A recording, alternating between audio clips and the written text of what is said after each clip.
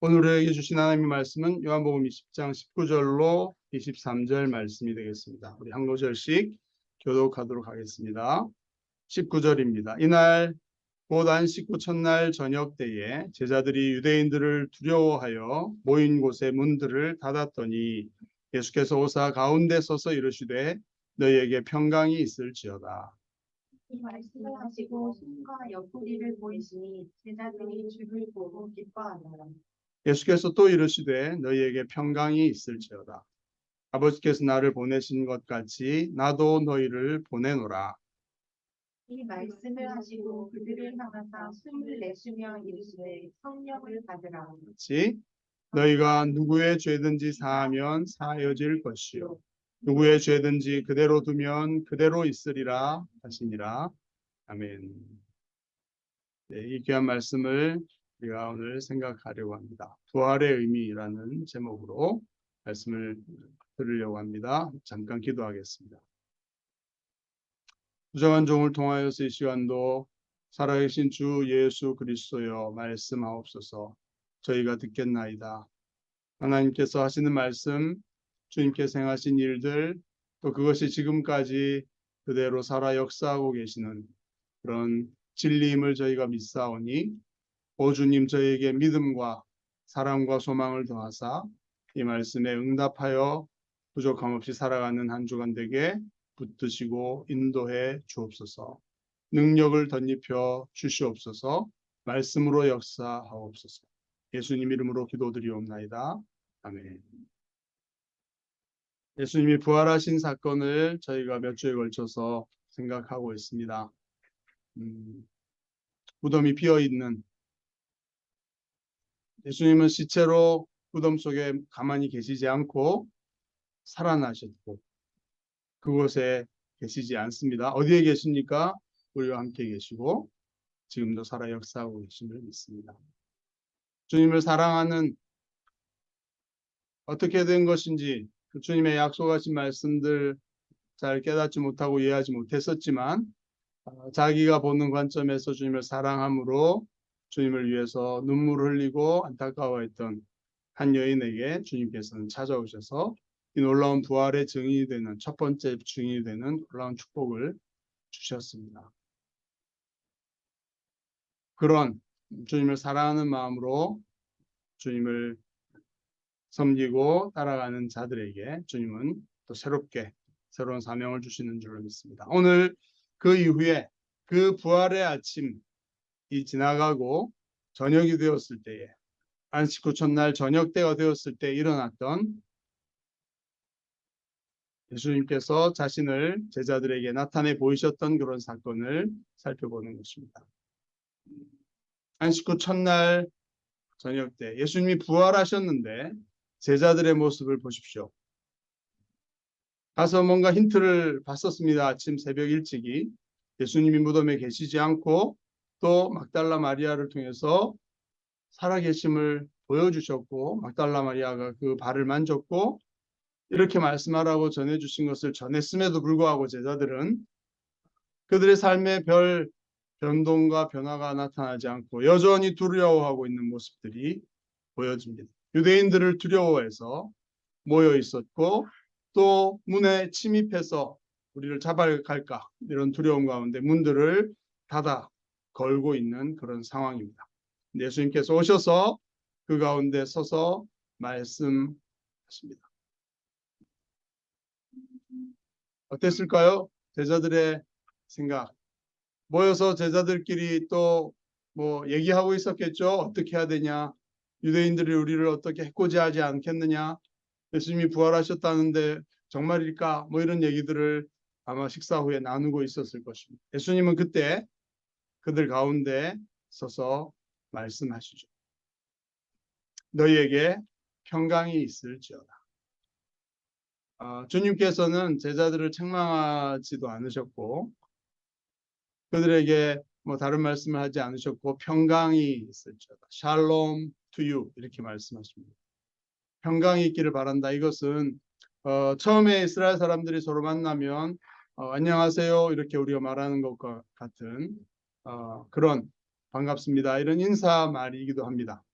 일상적으로 쓰는 인사말이기도 한데 예수님께서 부활하셔서 그 십자가의 죽음을 겪으시고 다시 살아나신 주님께서 제자들 가운데 나타나서 평강이 있을지어다 이렇게 말씀하시는 것은 일반적으로 안녕 이렇게 말하는 것과는 완전히 차원이 다른 어떤 깊은 무게가 있는 그런 인사의 축복의 말씀이라고 생각이 듭니다. 평강이 있을지어다. 무엇입니까?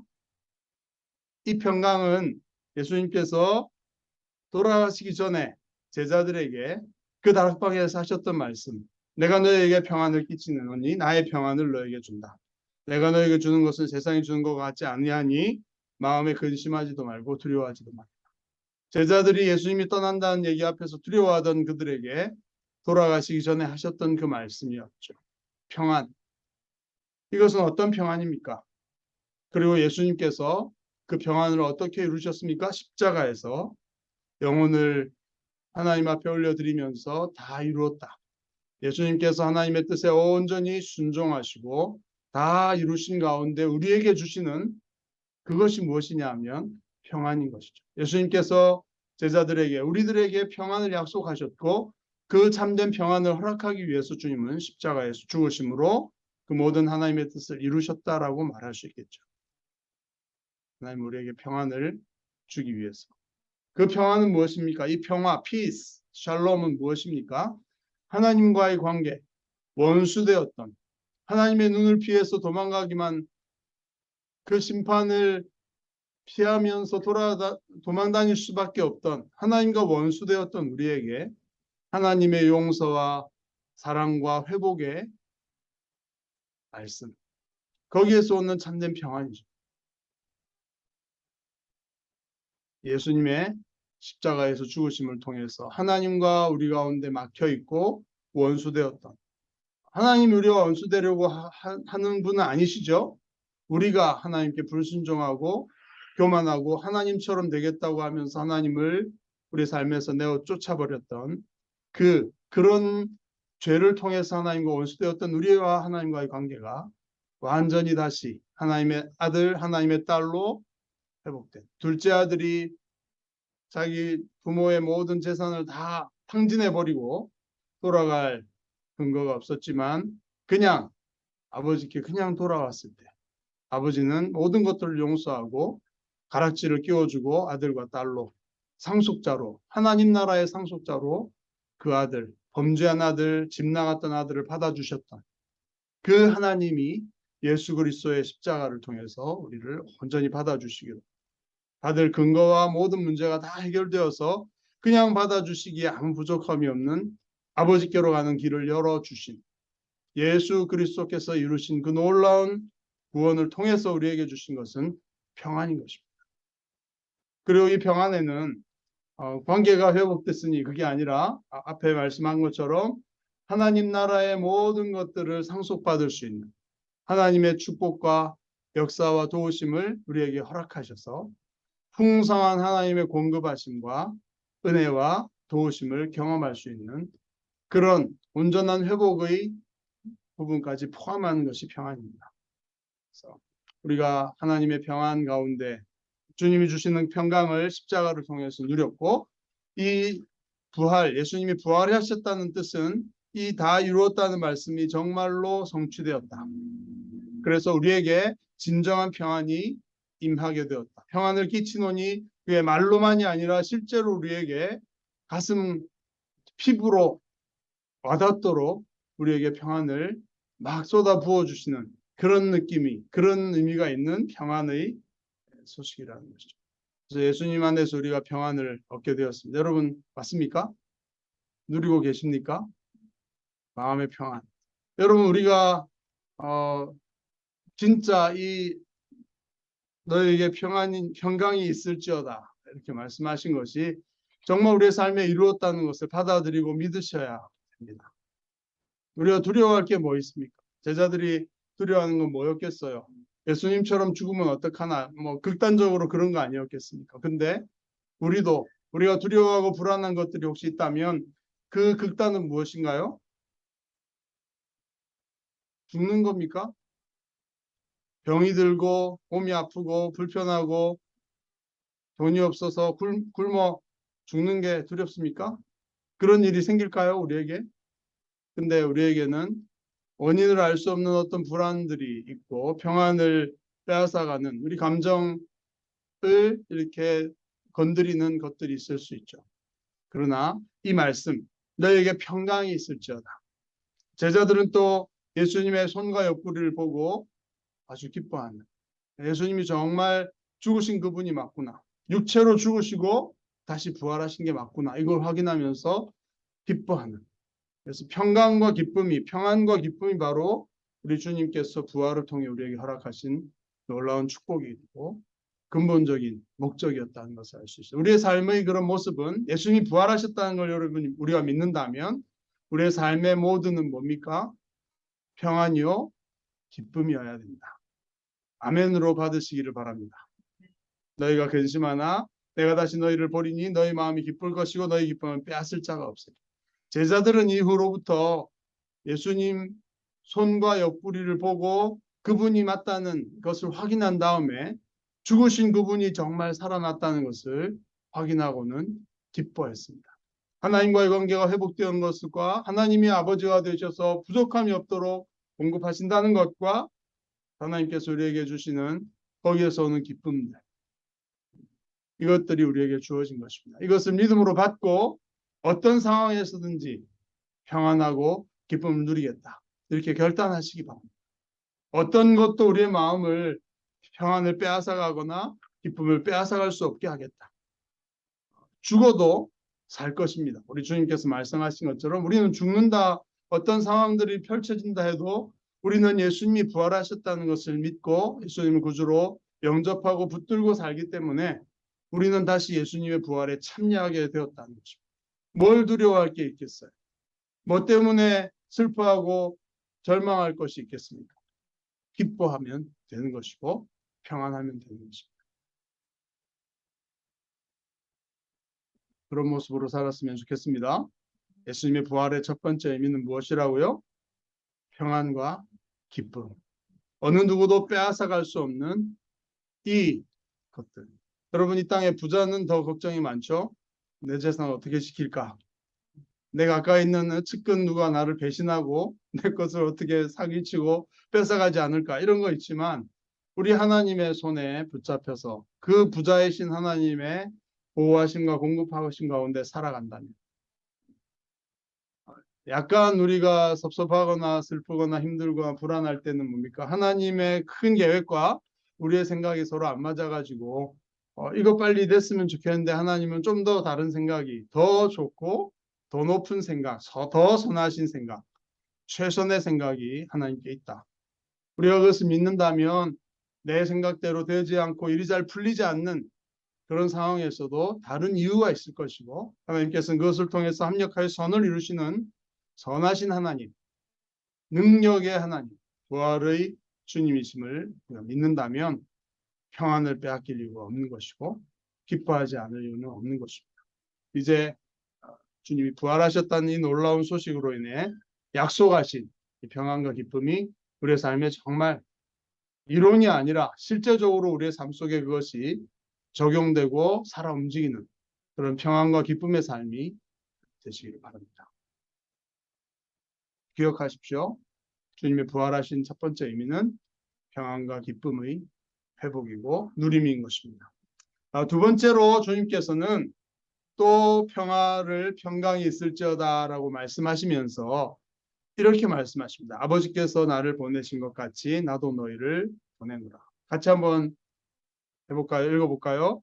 아버지께서 나를 보내신 것 같이 나도 너희를 보내노라.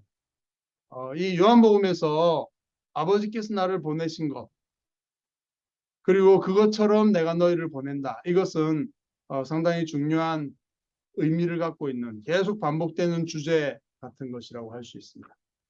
하나님께서 예수님을 보내셨다는 것을 믿는 것이 바로 믿음이죠.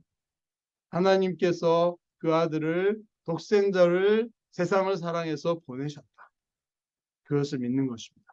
그런데 이 원리의 의미는 이것입니다.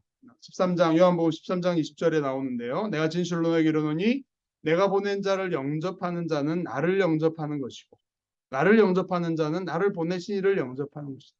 예수님이 보내는 것이 있죠. 보내는 사람들이 있습니다. 바로 예수님의 제자들이죠. 그들을 보내시면서 이 원리를 밝히 드러내셨어요. 내가 보내는 너희를 영접하는 어떤 사람, 제3자가 있을 텐데 그들은 보낸 나를 영접하는 것이고 나를 보내신 이를 나를 영접하는 자는 나를 보내신 하나님 아버지를 영접하는 것이다. 하나님을 영접하고 하나님을 대접하고 하나님께 할 수 있는 그렇죠? 호의를 베풀고 할 수 있는 사람이 감히 하나님께 하나님이 뭐가 필요해서 하나님을 영접하고 뭔가 대접을 할 수 있겠어요. 그러나 하나님께서 보내신 사람, 예수 그리스도를 받아들이고 예수님이 보내신 사람을 받아들인 자는 근본적으로 보내신 하나님께 하는 것이다. 이런 원리가 있다는 것이죠. 그래서 예수님께서는 평강을 말하시면서 아버지께서 나를 보내신 것 같이 나도 너희를 보낸다라고 말씀하십니다. 우리는 제자들은 부활을 통해서 예수님께서 보내시는 보냄을 드디어 받게 됩니다. 내가 너희를 보낸다라고 말씀하시는데 무엇과 똑같이요? 아버지께서 나를 보내신 것과 똑같이. 여기에 굉장히 큰 의미가 사실은 담겨져 있습니다. 아버지께서 예수님을 보내셔서 하게 하신 큰 청사진이 있죠.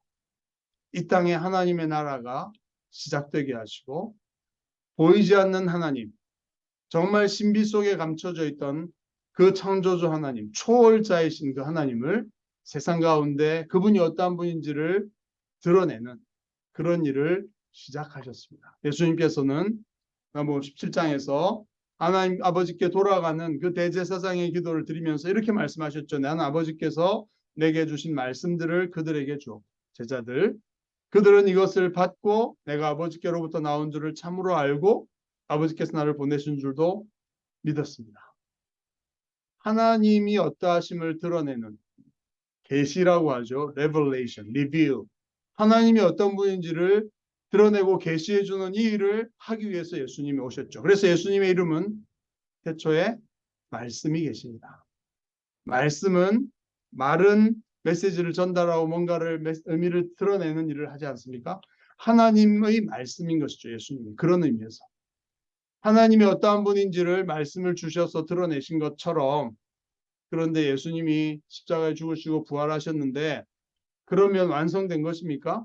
다 이루었다는 것은 그것에 관한 것은 아니죠.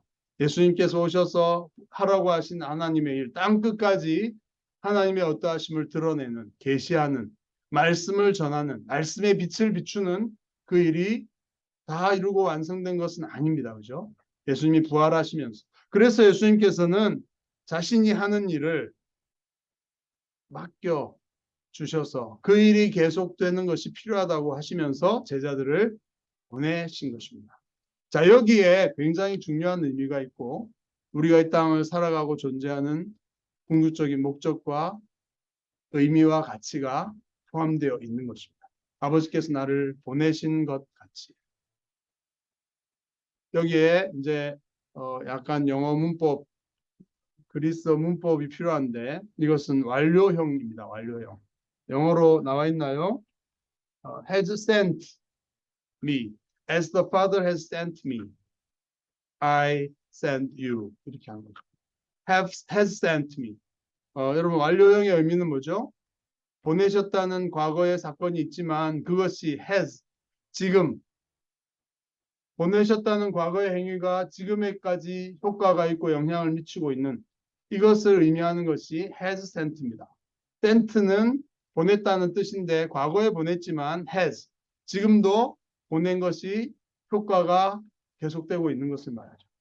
하나님께서 예수님을 보내셨는데 한번 보내시고 끝 완성 이게 아니라 그 보내신 목적이 계속되고 있는 것입니다.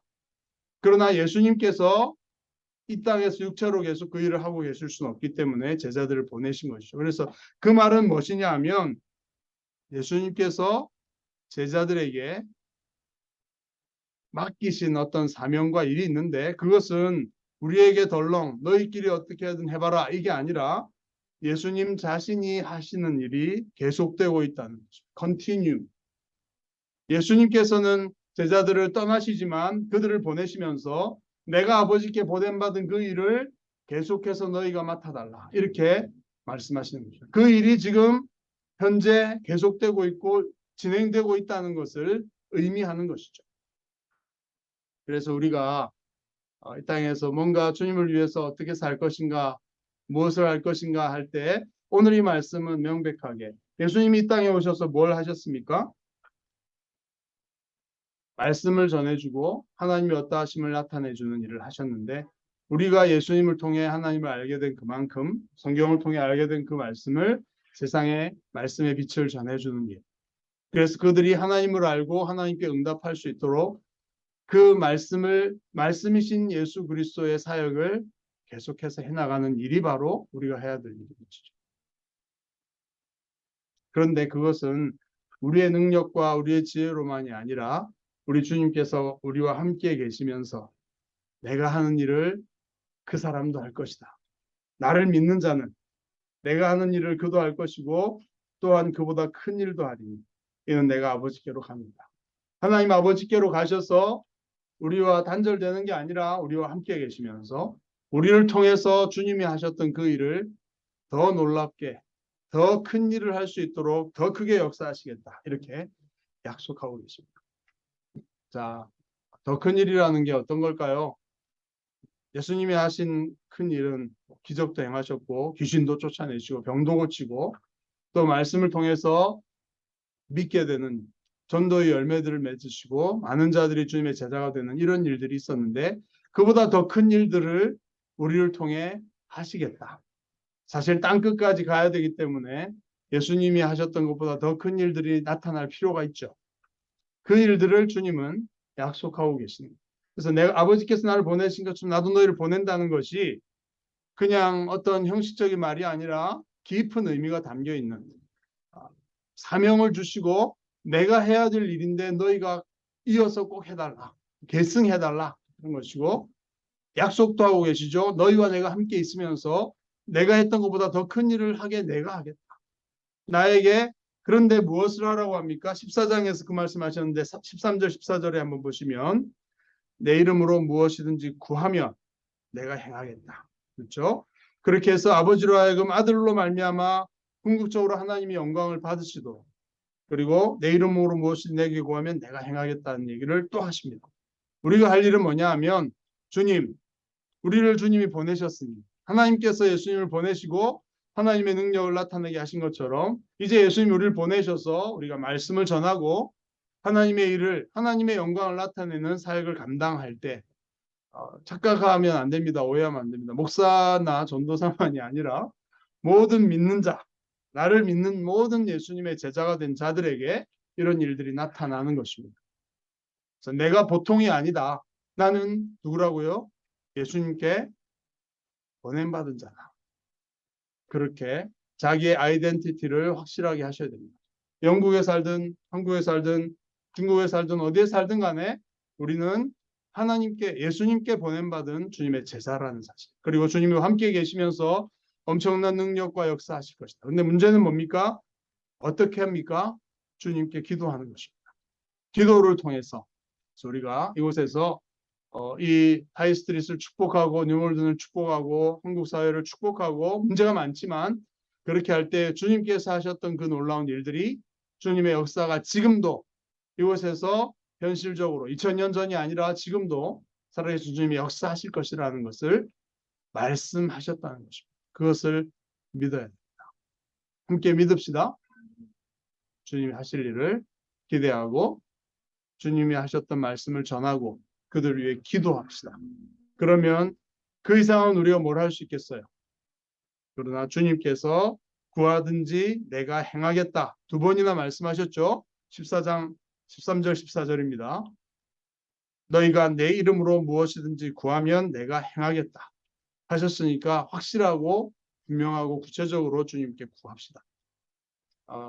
뉴몰든에서 예수를 믿지 않는 자들이 예수님을 믿게 복음에 응답하게 해주십시오. 또 교회를 떠나서 주님을 예배하고 찾아야 되는 자들에게 마음의 변화들을 일으켜 주시고 가난한 마음 주셔서 주님의 교회로 나와서 주님을 찾고 예배하게 역사해 주십시오. 그렇게 기도하면서 우리가 그 말씀과 메시지들을 전하고 도전하고 격려하고 위로할 때에 그들의 마음 가운데 주님이 역사하실 줄 믿습니다. 그런 일들, 병든 자들에게 기도하면서 손을 얹고 병을 낫게 하고 악한 귀신들을 쫓아내는 일들, 이런 일들을 믿고 담대하게 한번 해봅시다. 주님이 정말 역사하는지 안 하는지 정말 믿고 한번 해보면 그런 역사들이 나타날 것이라고 저는 믿습니다. 주님의 신실하심을 믿기 때문이죠. 그런 놀라운 사명과 약속을 받은 자들이다. 부활이 바로 그런 의미. 부활하셔서 주님이 떠나셨는데 그 사역이 끝난 것이 아니고 완성이 남아있기 때문에 우리에게 주어졌고 그 일을 우리가 이어서 감당하되 주님이 우리와 함께 하신다. 이 놀라운 약속들을 말씀하시죠. 이 놀라운 사명, 책임만 맡긴 게 아니라 능력을 주셨다는 사실을 기억하면 좋겠습니다. 세 번째 부활의 의미는 22절, 23절입니다. 같이 한번 읽어보겠습니다. 이 말씀을 하시고 그들을 향하사 숨을 내쉬며 이르시되 성령을 받으라. 너희가 누구의 죄든지 사하면 사해질 것이고 누구의 죄든지 그대로 두면 그대로 있으리라. 성령을 약속하신다는 것이죠. 성령께서 함께 계신다는 것이죠. 여기서 숨을 내쉬며 이르시되 이렇게 말하고 있죠. 예수님께서 제자들을 향해서 숨을 이렇게 내쉬셨습니다. 한숨 쉬신 것 같진 않아요. 너희들 왜 이 모양이냐 이렇게 한숨 쉬신 게 아닙니다. 숨을 내쉬셨습니다. 여기서 왜 숨을 내쉬셨냐 하는 것을 성경의 용어들을 조금만 알면 그것이 성령을 상징한다는 것을 알 수 있습니다. 여기서 성령, 거룩한 영, 영이라고 표현되어 있는 이것은 구약의 히브리어로 바람, 숨, 그리고 하나님의 영, 이것이 한 단어, 루아흐라고 하는 한 단어로 우아흐, 이렇죠. 숨을 내쉬는, 숨을 쉬는. 그래서 하나님께서 흙으로 사람을 지으시고 숨을 그 코에 불어넣으셨다. 생기라고 하는 말이 숨이거든요. 하나님의 숨을 불어넣으셨다. 혹은 같은 단어인데 번역을 여러 개로 하는 거죠. 바람, 바람을 불어넣으셨다. 아니면 하나님의 영을 불어넣으셨다. 이렇게 해석할 수 있는 단어인 것이에요. 루아흐란 말이. 그래서 예수님이 그들에게 숨을 내쉬시며 이르되 성령을 받으라 그랬는데 사실은 같은 단어죠.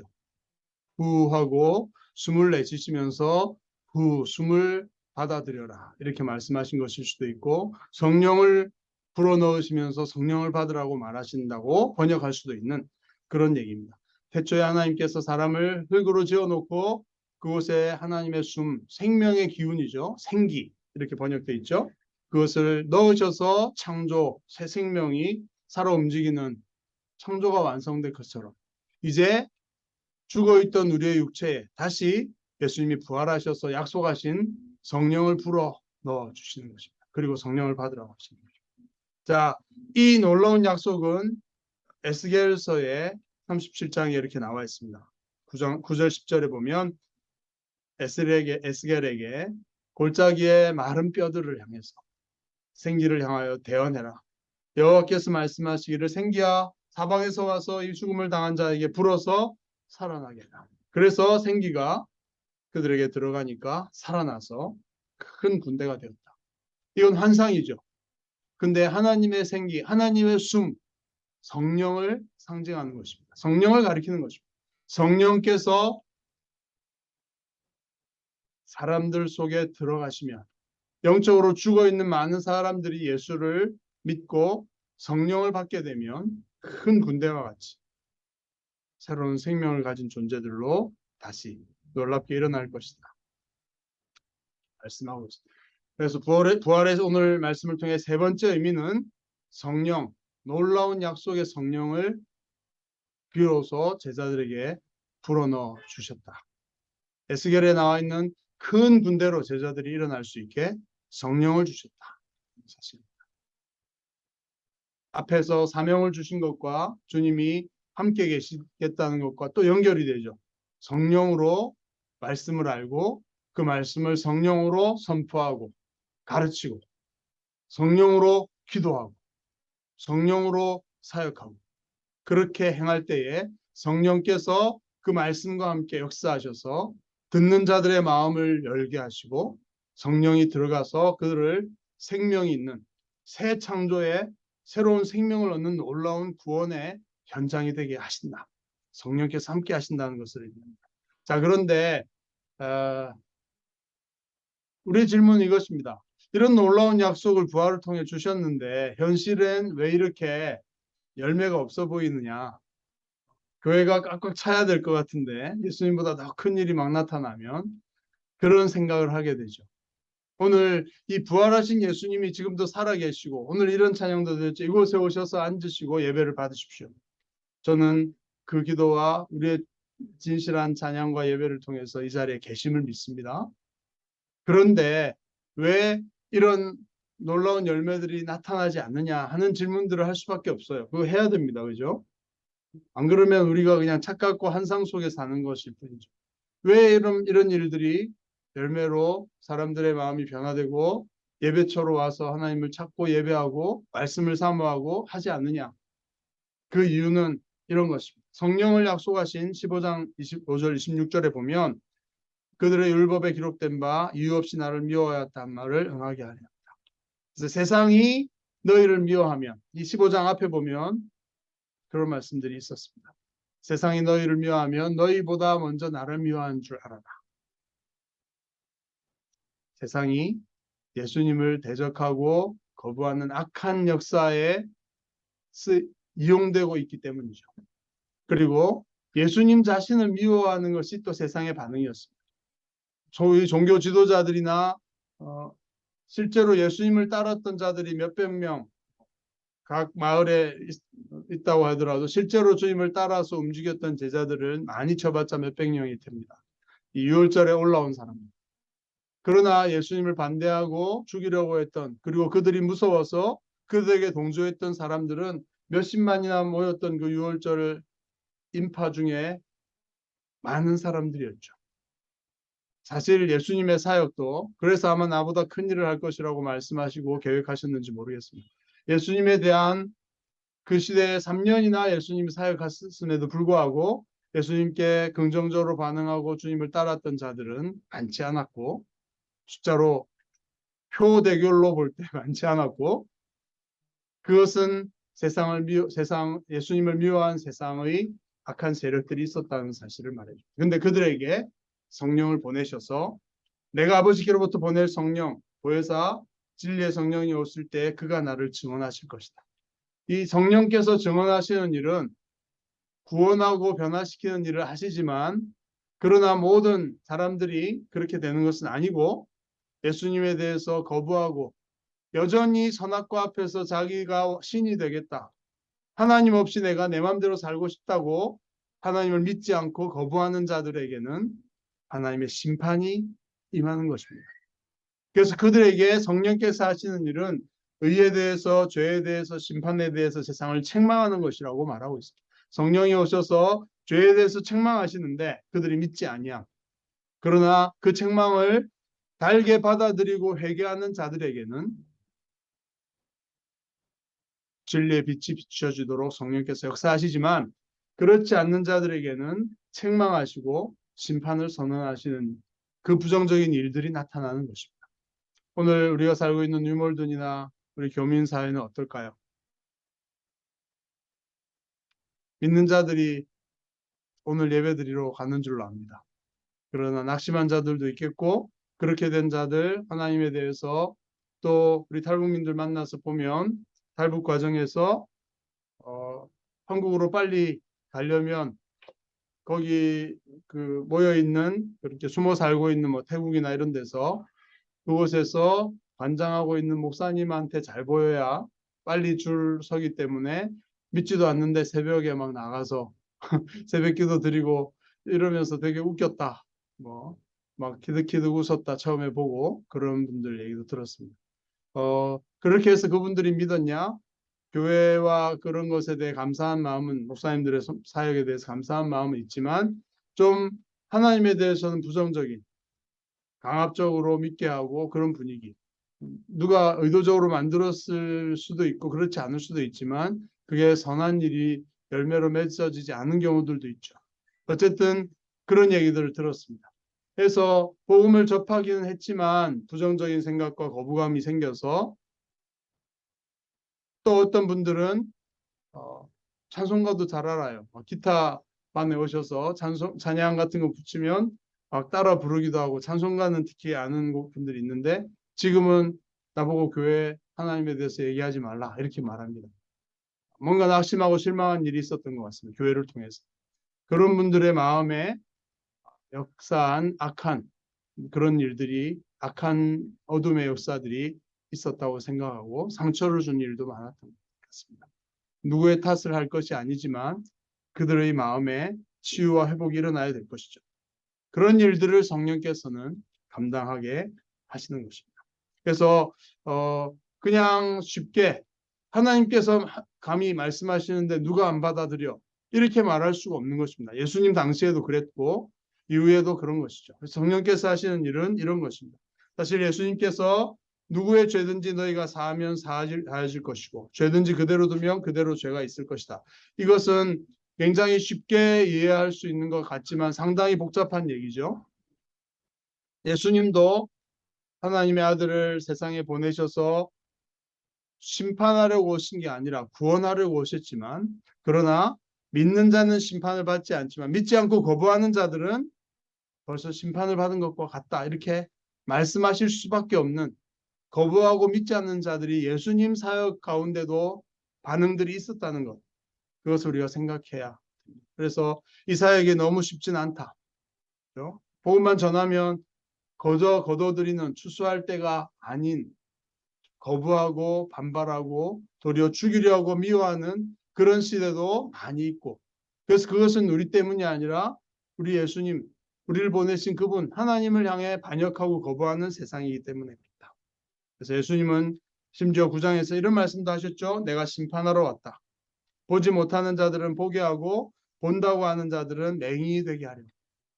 날 때부터 소경된 자를 고치시면서 자기들은 다 알고 있다고 하는 대제사장과 바리새인들을 향해서 주님은 이런 심판을 선언하시기도 합니다. 오늘날 자기들이 똑똑하다고 하면서 하나님 앞에 교만해서 몇 끼만 굶으면 스스로의 에너지와 능력을 공급할 수 없는 의존적인 존재에 불과한 자들이 마치 하나님인 것처럼 스스로 판단하고 모든 것을 결정하고 모든 것을 다스린다고 하면서 하나님을 대적하여 높아진 그런 악한 세상에 대해서는 그것을 알지도 못하고 따르고 있는 자들의 교만함에 대해서는 주님이 이렇게 말하실 수밖에 없는 것이다. 그래서 성령이 오셔서 우리에게 그 일을 하실 때 구원받을 자들은 받아들인 자들에게는 복음의 빛이 들어가게 하시지만 그러나 그것을 믿지 않고 거부하는 자들에게는 하나님의 심판이 임하게 되는 의도치 않았고 목적하지 않았지만 구원하러 왔고 심판하러 오지 않으셨지만 결과적으로 예수님을 받아들이지 않음을 통해 우리를 통해서도 오늘날 심판에 이르게 될 자들이 있고 그것을 성령께서는 증언하신다. 책망하신다. 이렇게 말씀하고 있는 것입니다. 오늘 이 말씀을 정리하면서 부활의 의미가 무엇인가? 우리는 도대체 예수님이 부활하셔서 지금 살아 계신다면 어떤 삶을 살아가게 하셨는가? 어떤 변화가 일어났는가? 이것을 정리해 보고 붙들고 평생 살았으면 좋겠습니다. 첫 번째, 평강과 기쁨을 누리는 예수님을 믿는 우리에게 영원한 평강과 기쁨이 되어 주셨고 세상에 어떤 것도 빼앗아갈 수 없는 평안과 기쁨이 있습니다. 그렇다고 해서 위선적으로 막 슬프고 힘든데 막 미친 것처럼 웃고 그러지 마십시오. 슬퍼하셔도 됩니다. 그러나 흔들 수 없는 평안과 기쁨이 중심에 자리 잡고 깊이 뿌리 내리고 있다는 사실을 기억하고 슬퍼하더라도 그 슬픔을 이겨내고 영원한 부활의 소망으로 두려움을 극복할 수 있게 믿음으로 살아가자는 뜻인 것이죠. 또 주님께서 우리를 새로운 사명을 가지고 보내셨고 그것은 우리가 처음 시작하는 게 아니라 주님이 하셨던 그 일을 이어서 주님과 함께 감당하는 놀라운 그런 사명과 가치를 목적을 가진 삶을 살게 됩니다. 그래서 우리가 지금 교회로 각 사람이 여러분 각자 하나님께서 마음에 주시는 한두 사람에게 이 복음을 전하기 위해서 기도하고 그들에게 섬기고 교회로 초청하고 예수님을 증언하고 이렇게 할 때 우리를 통해 한두 사람이라도 주님께 돌아오는 놀라운 일들은 주님이 맡기신 그 일을 성실하게 감당하는 것이다. 열매가 혹시 없더라도 세 번째 말씀드렸죠. 반드시 열매로 나타나지 않을 수도 있다. 그러나 우리가 해야 될 일을 주님처럼 성실하게 끝까지 감당하다가 주님 앞에 서면 충성된 종으로 칭찬받는 것입니다.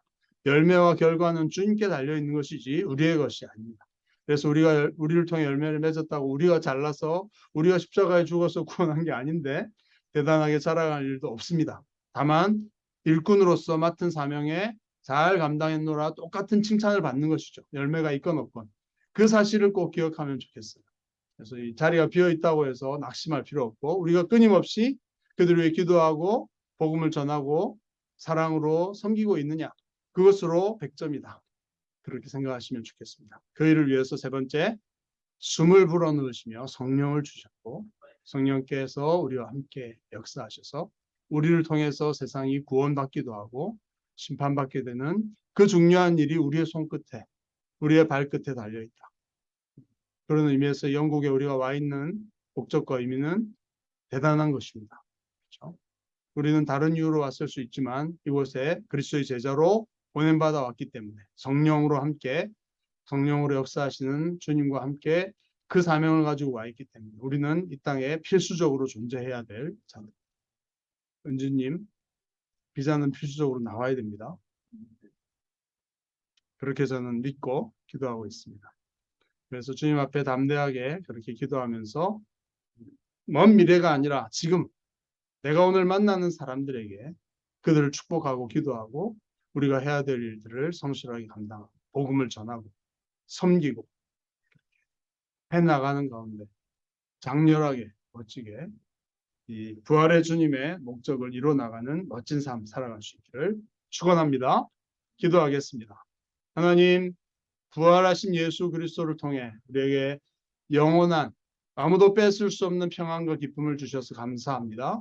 어려움들이 닥치지만 넉넉히 믿음으로 말미암아 이 평강과 기쁨으로 모든 어려움들과 두려움을 극복하는 저희들 되게 하시고 영원하고 완전한 그 평안과 기쁨을 주님 나라에 누릴 때까지 우리에게 그 평안과 기쁨을 더 크게 더 풍성하게 누리는 믿음의 삶 되도록 인도하옵소서. 또 우리를 보내주신 하나님께서 보내신 예수 그리스도 그 사명을 우리에게 또한 맡겨주시고 보내주시며 성령을 주셨는데 이 귀한 특권과 정체성과 사명을 가지고서 담대하게 살아가며 저희 감당할 일들을 끝까지 감당케 하여 주옵소서. 그 일에 필요한 것들, 비자도 필요하고 주님 여러 가지 일꾼들도 필요하고 주님 그런 것들 보내주셔서 함께 그 일을 기쁘게 감당하는 귀한 교회, 그러한 귀한 동역자들, 주님의 제자들 되도록 인도하여 주시고 역사해 주시옵소서. 예수님의 이름으로 감사하며 기도합니다. 아멘.